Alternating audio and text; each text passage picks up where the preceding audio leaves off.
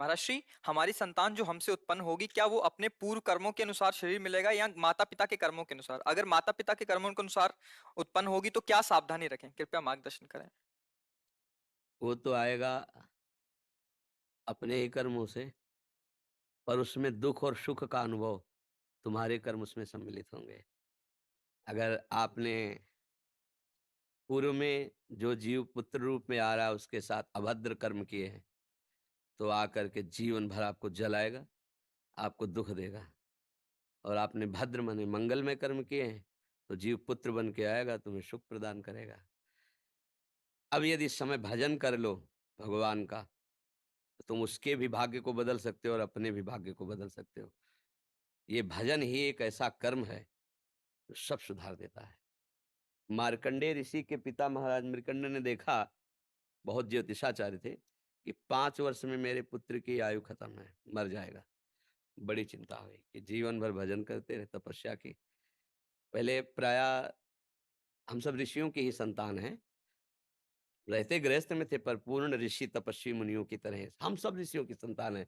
जब गोत्र पूछा जाए तो देखो नहीं बोलते भरद्वाज गोत्र, याज्ञवल्क्य, गा हम सब ऋषियों की संतानें हैं। हाँ, तो उन्होंने लगा कि कैसे क्या कर सकते हैं कि 5 वर्ष के बाद ये बालक जीवित बना रहे। अब पिता का कर्म शुरू हो रहा है। पूर्व संयोग इतने ही वर्ष का था, अब उनका नया कर्म काम कर रहा है। उन्होंने विचार किया भगवान के भक्तों और संतों में विशेष सामर्थ्य है। यदि संतों को साष्टांग दंडवत करे और संतों का आशीर्वाद मिले, तो मैं इसे मृत्यु से भी बचा सकता हूँ। उनको पता था, उनकी श्रद्धा थी, उनकी भावना थी। तो प्रायः पवित्र नदियों के किनारे ही ऋषियों के आश्रम होते थे। तो गंगा जी के समीप ही हाँ, तो घाट में खड़ा कर देते। जो भी संत दिखाई देते, वैष्णव तिलक या शैव तिलक, वो सबको आदेश कर छोटा सा बालक 2 वर्ष 3 साष्टांग प्रणाम करो, साष्टांग प्रणाम करो। उनकी सेवा यही थी, प्रसाद पाओ और जाके घाट में खड़े हो, जो भी संत दिखाई दे साष्टांग प्रणाम करो। एक दिन प्रच्छन्न वेश से गुप्त रूप से सनक सनंदन सनातन सनत कुमार भी, अब आपको क्या पता कौन महात्मा किस कोटि का किस भेष में तुम्हारे पास बैठा है, या तुम्हारे संग वार्तालाप कर रहा है, या तुम्हें कभी मिल सकता है, हमारी दृष्टि नहीं है ना। और वो दिव्य महापुरुष थे और वो देखा करते थे। जो साष्टांग प्रणाम किया तो चारों संत वेश में थे, उनका चिरंजीवी भव, बस वो आ गए। कहा महाराज मेरी दृष्टि अचूक है, आप सनक सनंदन सनातन सनत कुमार चारों ब्रह्म कुमार है ना,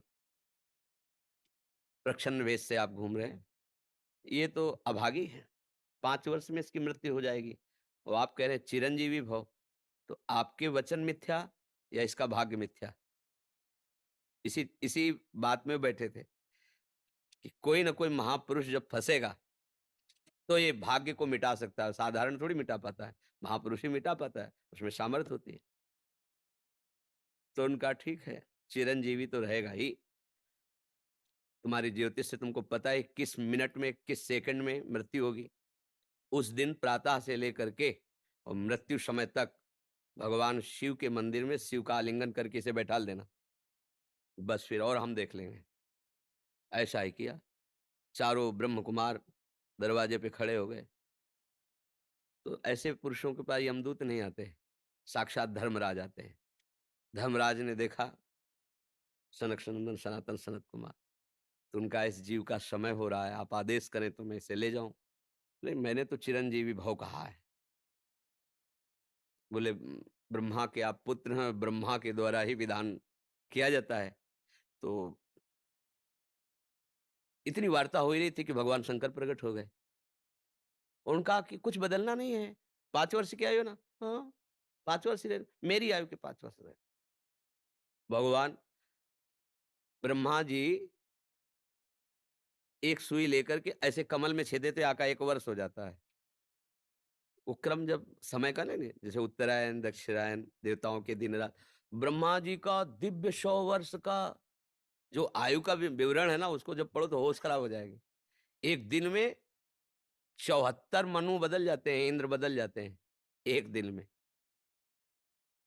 और भगवान का समय वो जो ब्रह्मा जी का समय निमेष, पलक झपकना, इतना। इतने ब्रह्मा की पूरी आयु हो गई। 5 वर्ष उनके, आज तक मार्कंडेय जी जीवित है। उनको चिरंजीवी ऋषि कहा गया है मार्कंडेय जी का।